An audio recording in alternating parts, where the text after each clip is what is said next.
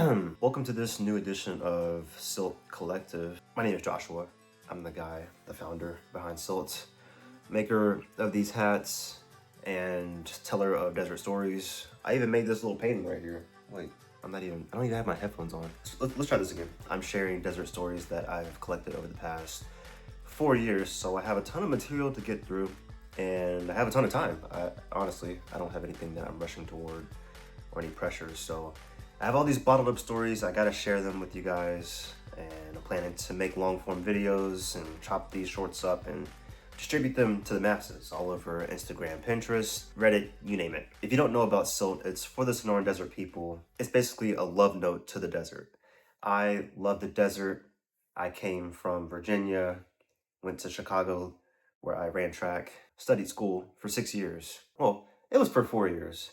But I stayed there for 6 years, and I was looking for a place that was the exact opposite in weather because I hated the winters there. Like all caps, HATE, underline, bold, italicize it. Hated the winters.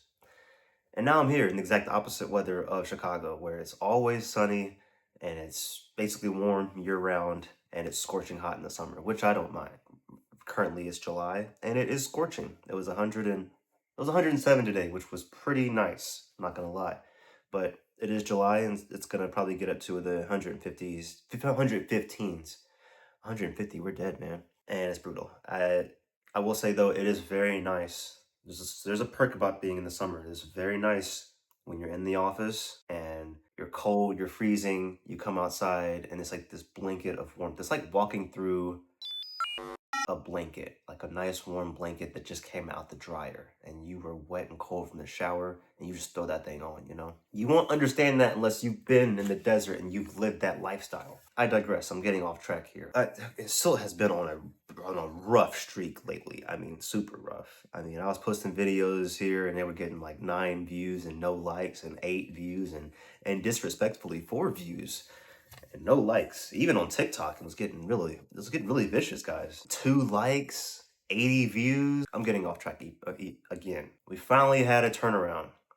Made this video. It was called, well, it was just like this cactus is tiny. That was the short. And it got some really good engagement on TikTok. 11 likes, 7 comments, 177 views. You know, better than the 80 2-digit views that I was getting for the past few weeks because of my life was just life, and you know, marriage, bachelorette trips, honeymoon, trip to San Diego for the July 4th.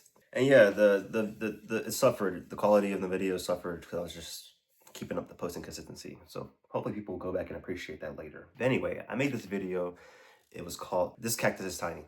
In the video, me and Alicia, my wife, my newlywed wife, we went to Sabino Recreation Area in Tucson for a nice little trip. There's a whole video on that too on our CYLTE YouTube page. And in this short video, we were walking along the trail, the Seven Falls Trail, and I just stumbled upon this cactus. It was super tiny. I'm gonna guess it was a mammillaria species.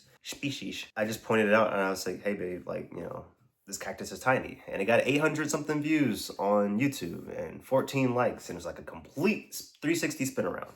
And I was like, wow, like I know my niche. Like I gotta be out there in the Sonoran Desert or talking about it. Video does great. Inspires me to create this video. And of course, when I told my wife this, she was like, that's just so random. Like, I was like, you see this cactus is tiny. And that's all I said. And she was like, oh my gosh, that's so random. Like, why would, I was expecting you to say something intelligent, like, oh, here's the species and whatnot. Then I gave her some of my intelligence because I can be very random at times. And I told her, hey, you know, the thing about the desert is that people think the desert is empty, but there's a ton of little life forms all around the desert. You know, so you look out and you're like, oh wow, there's this vast empty landscape. But you're wrong. The Sonoran Desert, if you don't know, is not only the wettest desert in the entire world, but also the most biodiverse desert in the entire world too. And if you don't believe me, you can Google it. Let me just rattle off some stats about this wonderful desert that inspired me to create this painting or even jump ship and convert my whole life to desert living. So what makes the Sonoran Desert wet? According to Google, we have 2 very rainy seasons, and that's the summer monsoons and the winter rains. That's when it's the wettest in the desert. In the spring, which, you know, they say spring flowers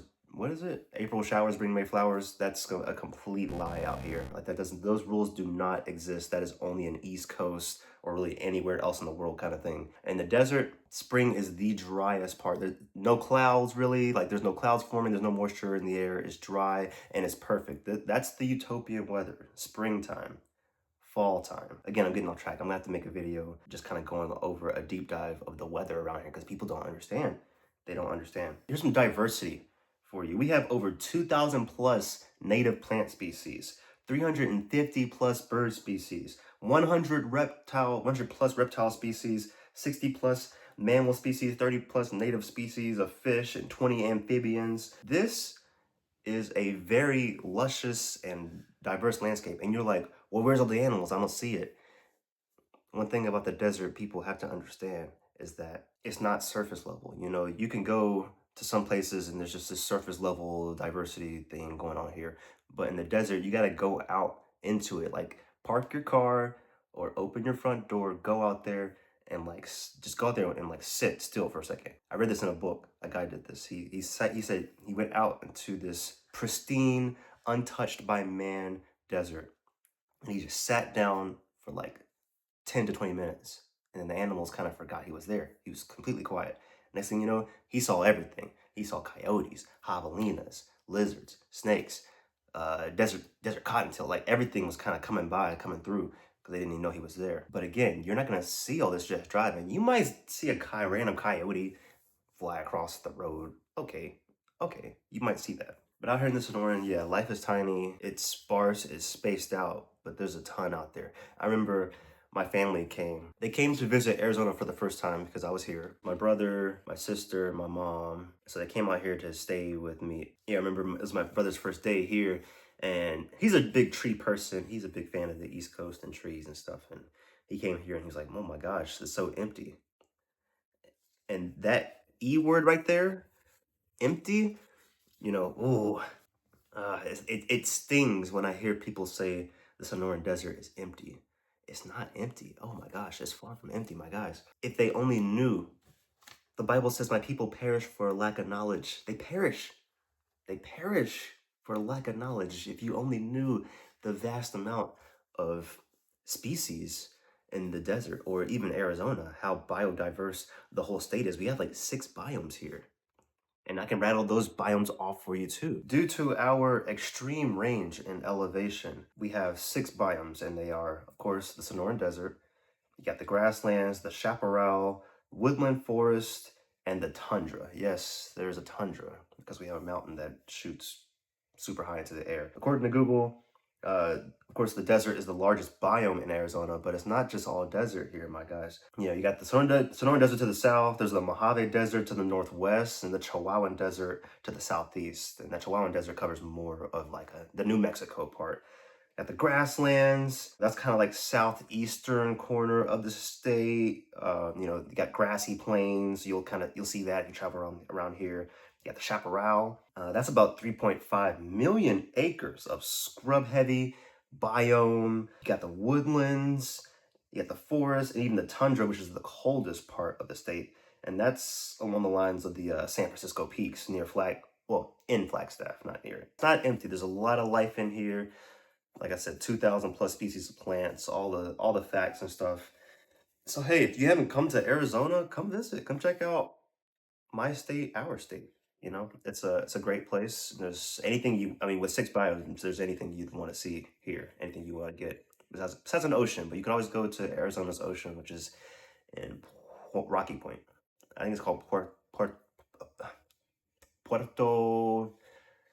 Vallarta? That's not even it. Don't, just Rocky Point. You type in Rocky Point, you're gonna see Arizona's beach, okay? Just trust me. Again, I didn't want this video to be so long, but this is an introduction. I'm planning to do more videos around, you know, desert lore, personal stories that I've had living here, and experiences like, hey, like what's Sedona like? What's Flagstaff like? What's it like being black in Arizona? Best towns and neighborhoods to move in if you're coming to the valley for the first time. The ideas that I had for the CYLTE guides are basically all gonna become videos. So stick around, keep supporting, keep looking at CYLTE merch and buying CYLTE merch, 1% of everything that you buy goes towards conserving this beautiful landscape in the Sonoran Desert. Maybe I'll get another picture right here. I think I will do that. Be sure to like and subscribe, because every like and subscribe helps to further this channel.